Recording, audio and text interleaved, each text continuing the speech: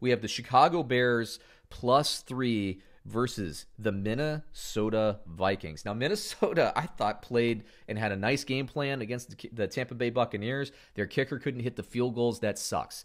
Because of that loss, Minnesota then drops to number 8 in the NFC. Arizona, with their win over the Giants, jumps them back into 7th. Basically, both of these teams are legit playoff contenders depending on what happens with Arizona. And Arizona does not have a favorable schedule to end the year. I thought Minnesota really needed that Tampa Bay game, but certainly both teams need this one. Chicago last week, Mitch Trubisky, we make fun of him a lot on the show, but I got to say, since being put back into that starting role, he's been playing pretty well. Minnesota, meanwhile, has been playing well. Again, they had a nice game against the Tampa Bay Buccaneers, so they could have hit the field goals. They could have been in charge of that game. Late with Dalvin Cook running everything. It's going to be an interesting one. Points-wise, I believe 59 points will be scored in this game. Let's get back to the fantasy football projections. PPR, let me see. Let's see here. Chicago, I do not start Trubisky, even though I just said. Last time these two teams locked up, it was more defensive. I think we'll get kind of a repeat of that. David Montgomery is startable this week. I hope he's not your top running back, but he will get you some points. I think he's more likely to score well than others. Allen Robinson's a start. I stay away from everybody in the Chicago Bears. I do think a tight end will get in. If you're in a touchdown-only league, you can roll the dice on Graham or Kmet, but I probably stay away from them in most standard formats. Minnesota, meanwhile, I'm sitting Kirk Cousins. I'm definitely starting Dalvin Cook. I'm definitely starting Adam Thielen. And here's the question, Justin Jefferson.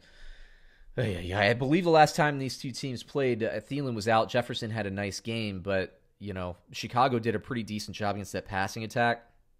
I don't think Justin Jefferson gets in the end zone. I think Thielen gets it.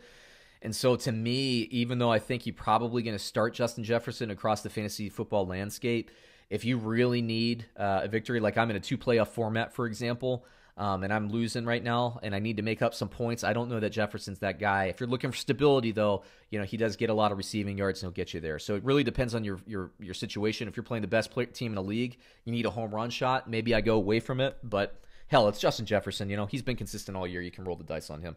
And many would argue that it's not rolling the dice. Now back to the spread here.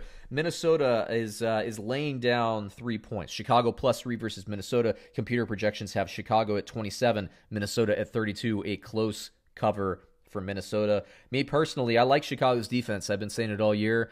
A lot of bettors, a lot of fantasy football players, they ignore defense. Chicago's got a legit defense. And Minnesota, by the way, their defense has been getting better in the second half of the year. I'm just going to stay away from this game, but if I had to make a pick, I'll take Minnesota. Next game, fun game. The Cleveland Browns coming off that massive point total on Monday Night Football. A little disappointing for Browns fans, sure, but I thought they looked really good